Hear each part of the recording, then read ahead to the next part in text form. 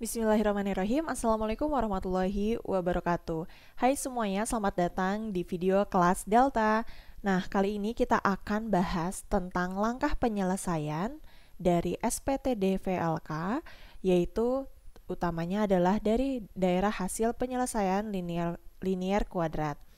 Sebelumnya, kita sudah bahas tentang daerah hasil penyelesaian linear saja, ataupun daerah hasil penyelesaian kuadrat saja. Namun kali ini kita akan bahas untuk digabungkan, yaitu linear kuadrat.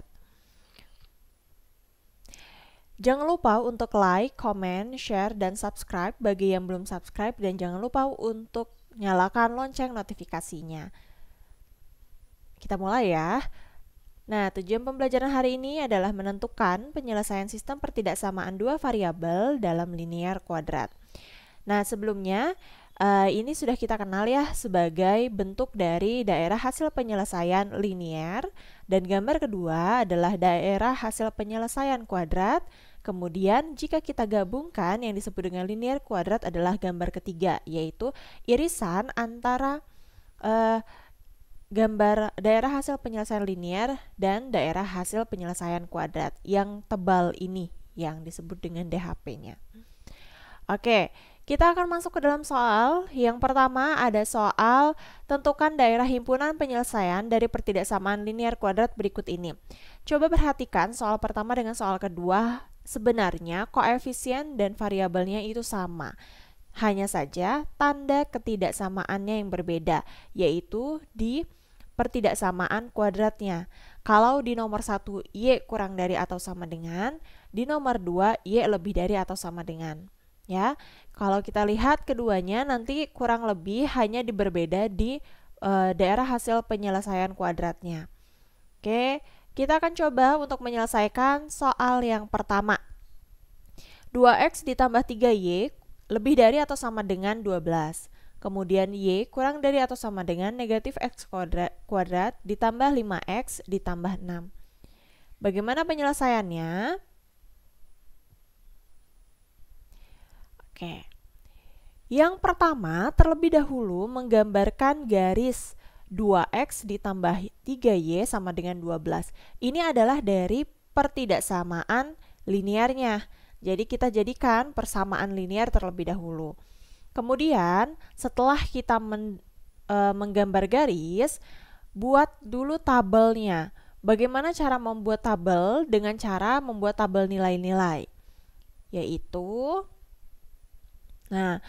kita memiliki titik X dan memiliki titik Y, di mana titik X memiliki koordinat 0 dan Y memiliki titik koordinat 0 juga. Kita hitung, substitusikan masing-masing nilai tersebut ke dalam persamaannya. Kita mulai dari yang kolom pertama dulu ya, lihat dari atas ke bawah. 2 dikali 0 ditambah 3Y sama dengan 12. Artinya nilai Y sama dengan 12 dibagi 3, yaitu 4. Sehingga titiknya didapat 0,4. Kemudian kita ke Y yang sama dengan 0. 2X ditambah 3 dikali 0 sama dengan 12. 2X sama dengan 12. X-nya adalah 12 dibagi 2, yaitu 6. Jadi titiknya adalah 6,0. Nah, setelah kita dapat kedua titik ini, maka kita jangan lupa untuk memilih sembarang titik. Misalkan yang kita pilih adalah yang paling netral, yaitu 0,0.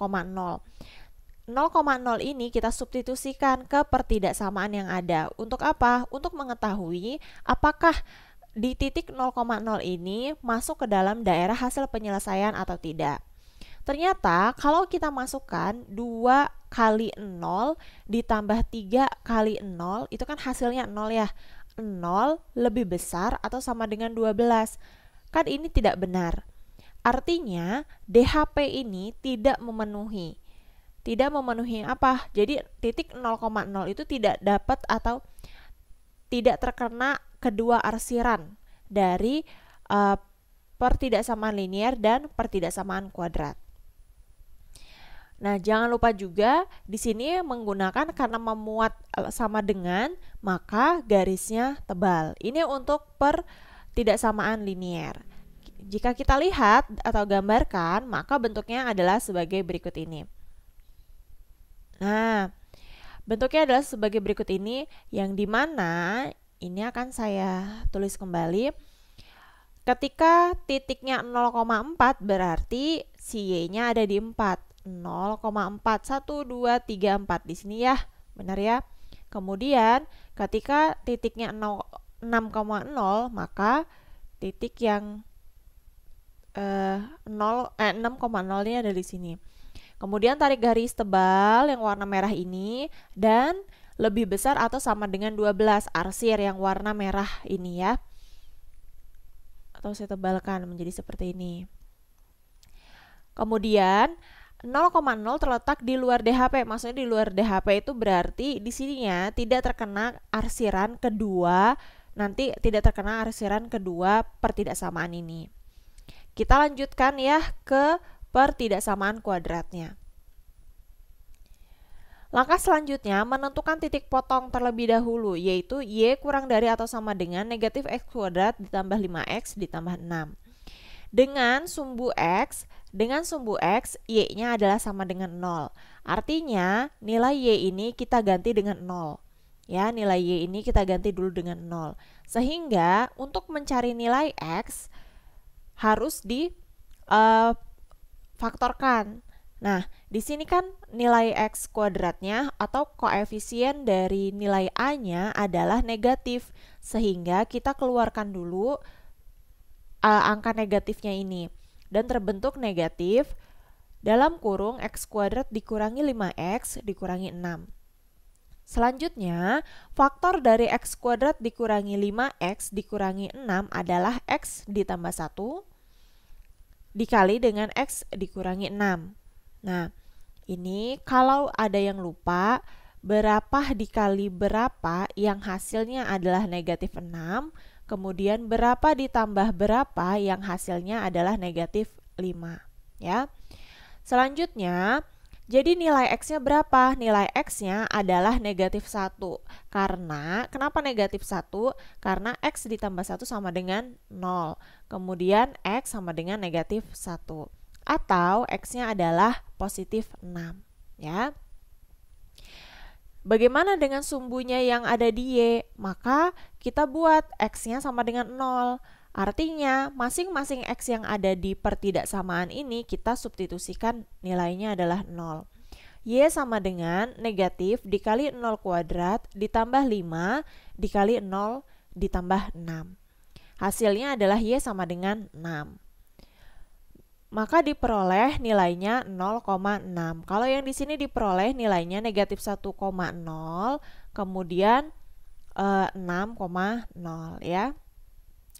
Setelah kita menentukan titik potong, kita akan menentukan titik kurva. Menentukan titik kurva itu rumusnya adalah XP, YP, yang dimana nilai XP ini adalah negatif B per 2A. Dikurangi. Kemudian nilai YP-nya adalah negatif D per 4A. Untuk catatan, D itu adalah rumusnya ya B kuadrat min 4AC. Jadi D di sini akan saya substitusikan bentuk dari B kuadrat min 4AC. Selanjutnya, nih B-nya berapa? Di sini ya, saya identifikasi A-nya adalah negatif 1, A-nya negatif 1, B-nya adalah 5, dan C-nya adalah 6. Kemudian kita substitusikan nilai negatif B, berarti negatif dikali 5 per 2 dikali negatif 1. Kemudian jangan lupa dikasih komanya. Negatif D itu isinya adalah B kuadrat, B-nya berapa? 5 kuadrat dikurangi 4 dikali negatif 1 dikali dengan C-nya adalah 6. Maka bentuknya ada seperti ini, per 4 dikali A, yaitu 4 dikali negatif 1 ya. Selanjutnya, kita hitung Nah, setelah dihitung, ternyata hasilnya di sini kenapa langsung 5/2? Karena memiliki negatif dan memiliki bawahnya negatif. Jadi, istilahnya negatif 5 dibagi dengan negatif 2. Hasilnya jadi 5/2, jadi positif ya. Kemudian, di sini 5 kuadrat hasilnya adalah 25. Dan 4 dikali negatif 1 dikali 6 hasilnya adalah negatif 24. Karena hasilnya negatif 24 dan ketemu dengan negatif, maka dia positif 24 per negatif 4. Nah, jika dihitung lagi, hasilnya adalah 5/2 dan 12,0,5 atau 12/1/4. Nah, kita harus menentukan juga nilai A-nya. A ini untuk menentukan bahwa kurvanya terbuka ke atas atau terbuka ke bawah. Jika kurvanya A kurang dari 0, maka dia akan terbukanya ke bawah. Tetapi kalau seandainya A lebih dari 0, maka dia akan terbukanya ke atas ya. Oke, kita lihat bentuknya kurang lebih seperti ini. Titiknya tadi, kita identifikasi dulu titiknya. Puncaknya tadi berapa? Untuk titik puncak 5/2. Benar ya, di sini 5/2 itu artinya 2,5 ya. Berarti ada 2,5 nih. 5/2. Saya tarik garis. Nah, kemudian 12 0,5. Nah, kurang lebih di sini. Di sini kan 12-nya ya. Oke. 12, di sininya 12/4. Nah, di sini adalah 5/2. Titik puncaknya sudah dapat, kemudian dia berpotongan di titik negatif 1,0. Oke, negatif 1 di sini, negatif 1,0 di sini letaknya, kemudian 6,0 di sini letaknya ya. Jadi jika dibuat kurva bentuknya adalah seperti ini. Daerahnya yang mana? Ketika Y kurang dari atau sama dengan, maka yang diarsir adalah daerah dalam, daerah bawah ini. Nah, kalau sudah seperti ini, maka kita lanjut ke bentuk selanjutnya. Nah, jika digabungkan tadi ya, ini adalah bentuk dari 2x ditambah 3y lebih dari atau sama dengan 12. Kemudian ini adalah bentuk dari pertidaksamaan y kurang dari atau sama dengan negatif x kuadrat ditambah 5x ditambah 6. Jika kita gabungkan, maka terdapat irisan yang dimana irisannya adalah bentuknya ini. Nah, ini yang warnanya lebih gelap, inilah hasil dari DHP-nya, daerah hasil penyelesaiannya. Oke, bagaimana Bu yang merah sama birunya? Merah dengan biru itu kan karena arsiran dari pertidaksamaan yang ada di pertidaksamaan masing-masing. Tetapi yang kita ambil adalah daerah yang paling gelap ini. Sampai di sini, mudah-mudahan paham ya untuk menentukan daerah hasil penyelesaian dari sistem pertidaksamaan linier kuadrat. Nah, jadi ini adalah hasil akhirnya. Ini adalah hasil akhir. Oke, kalau sudah, kita akan lanjutkan bagaimana untuk penyelesaian soal kedua. Silakan kalian coret-coret terlebih dahulu, nanti jika telah selesai, boleh lihat kembali video ini. Jadi videonya di pause dulu dan selesaikan masing-masing untuk mengetahui apakah kalian sudah paham atau belum. Namun, jika sudah selesai, kita akan mulai untuk pembahasannya. Ibu langsung bahas ya. Oke, nah kita ketahui ini kan sebenarnya soal yang tadi, cuma berbedanya ada di sini, yaitu pertidaksamaan pada kuadrat. Nah, ketika 2x ditambah 3y lebih besar atau sama dengan 12, gambarnya adalah ini untuk gambar pertama. Kemudian gambar keduanya, karena y lebih besar atau sama dengan, maka bentuknya yang terarsir adalah yang di luar kurva atau yang di atas kurvanya. Gambar kedua, jika diiriskan, nah berarti mana yang menjadi DHP-nya? Yang menjadi DHP adalah yang paling tergelap. Jadi di sini DHP dengan di sini. Mungkin saja di atasnya juga DHP juga, tetapi karena ini gambarnya cuman puncak sampai puncaknya saja, maka gambarnya kurang lebih seperti ini. Ini yang disebut dengan DHP-nya. Ini juga DHP-nya nih. DHP-nya. Jadi yang bagian tergelap itu adalah daerah hasil penyelesaiannya. Hampir mirip seperti tadi, cuma ternyata sangat berbeda sekali jika yang diminta yaitu lebih dari atau sama dengan gitu. Ya.